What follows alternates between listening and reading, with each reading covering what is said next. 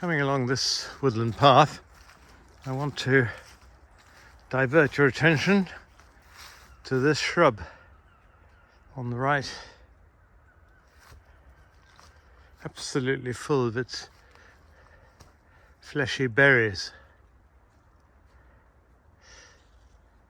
This has a wonderful name.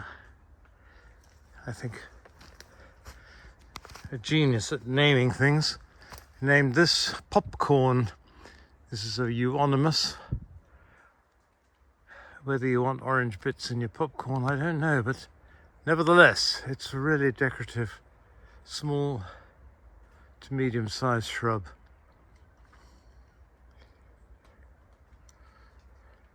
And as I say, completely covered.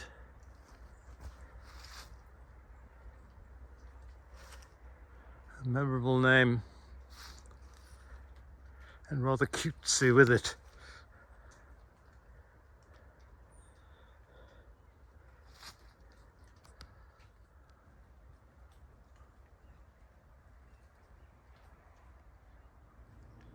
You get a lot of bright scarlet autumn colours, but I think for a change it's rather nice to have a yellow, bright yellow. And here is a case in point. This is Asa Sengakaku.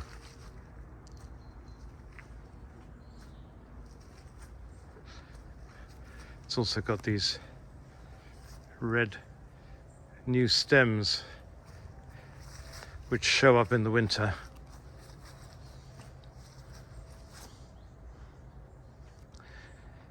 I chop it back every 2 or 3 years to keep it compact, otherwise it becomes a large tree.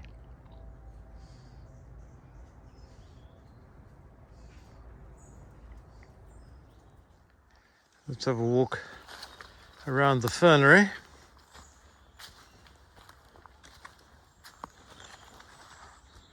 The tree ferns are happy. It's been so wet, they've really done well this year.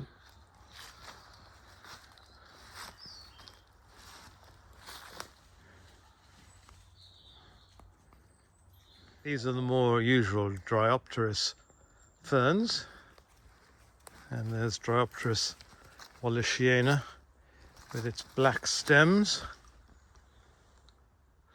But here's one which is also a Dryopteris, but it doesn't look anything like the others, does it? Dryopteris seboldii.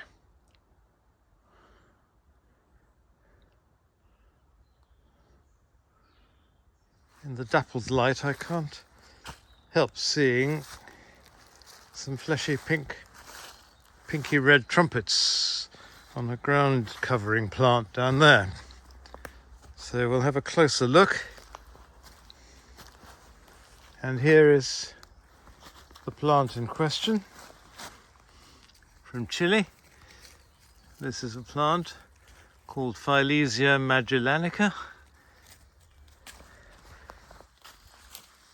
It's got these fleshy bells, which is very attractive.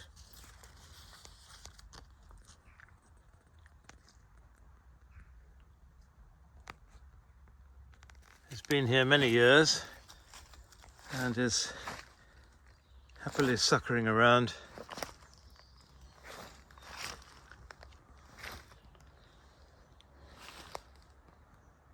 In amongst the ferns.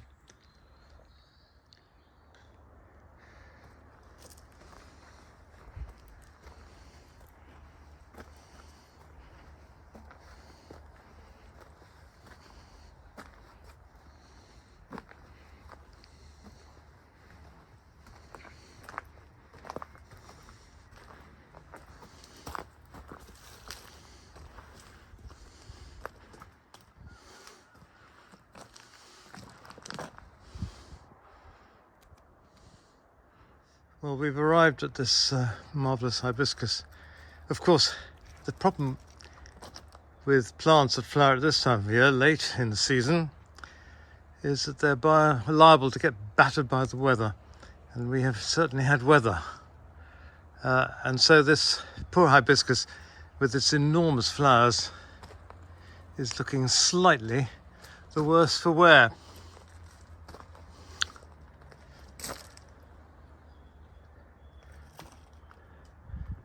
But the flowers are enormous. And as you can see, I think, looking about the bush, there is a large number of buds still to come. So let's hope we get a slightly quieter spell. I think it's astonishing the way it comes up to about 2 meters at least from nothing every year. This is Hibiscus mosquitos.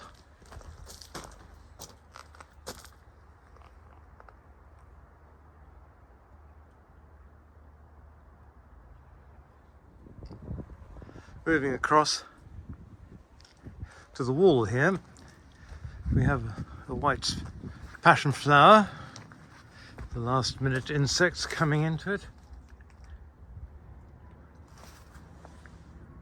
Highly scented, and it's been flowering continuously for the last, well, 3 months, I would say, at least. Now, the slight snag is I'm also growing a climber here from Mexico called Cobea Pringlei, with its sort of bell-like trumpet flowers. And this was collected in Mexico by a friend and is also white. This Cobea Pringlei will flower from the end of September right the way to the first frosts. It's quite hardy here, certainly.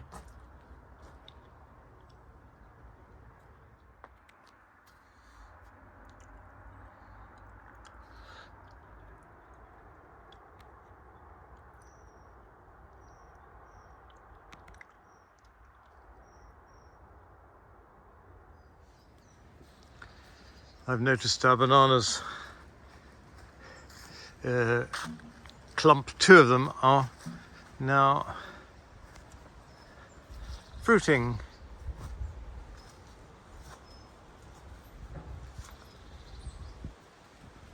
Won't come to much, I'm afraid. Little teeny fruits. And there's another one behind. Intriguing the way it produces its fruit. Oh well, this one will die. The ones that are fruited will die off, but there are plenty of suckers coming up to take their place. Although it's known as the hardy Japanese banana, it in fact comes from China.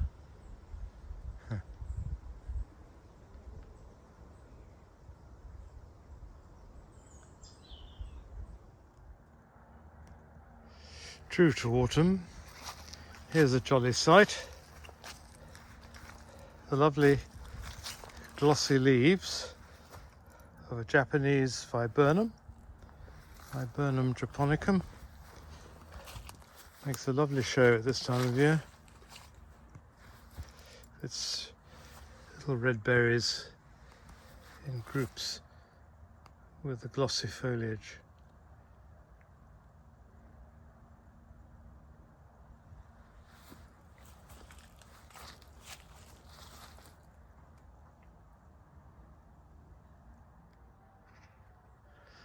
Follow me around to the big spreading shrub of Grevillea victoriae. This Grevillea comes from the mountainous areas of southwest Australia mainland and has wonderful grey foliage setting off these orange red flowers.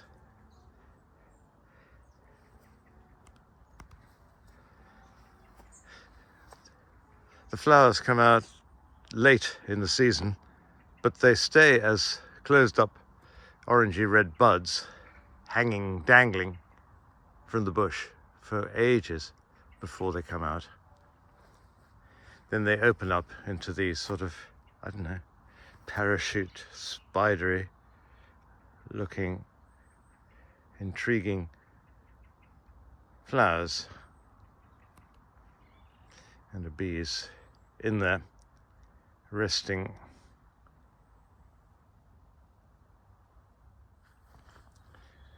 Certainly one of the hardest that I grow here, unfazed by cold.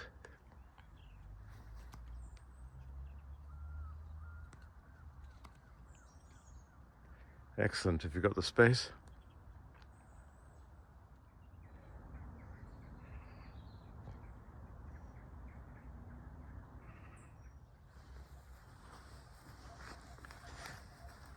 Just looking at the late autumn border, we have the wonderful dahlia, David Howard, and an extraordinary bunch of chrysanthemums from the local garden centre, sold as mums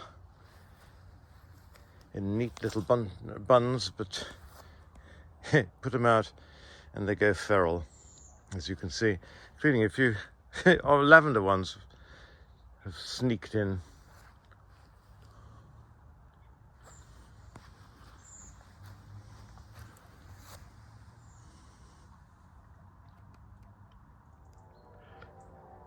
Moving back from that lovely poker comes to my favourite chrysanthemum, a very ancient one, this Emperor of China it's called. Its disadvantage is this rather lanky growth, but my goodness me, I love these big flowers with the little pom-pom centre. The petals open out in this very pale pink. This one is found in ancient Chinese manuscripts. Very old. Set off nicely by the silvery plumes of the dwarf pampas grass.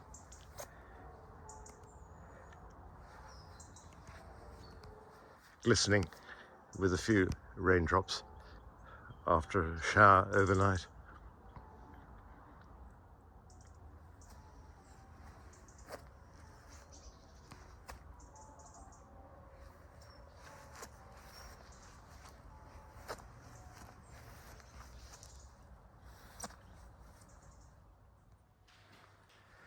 I brought you inside because I want to show you that hydrangeas aren't just for the summer flowering, but in the autumn when they have a second flush, and also the old flowers stay on the bush, going these wonderful sort of metallic colours, pink, blue, and very deep blue.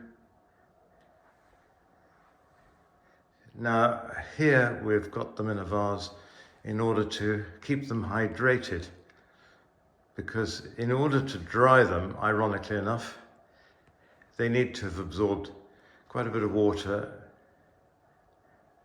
and the drying process then is fairly slow but does preserve the colours. Lovely. And you can imagine them as a lovely winter long display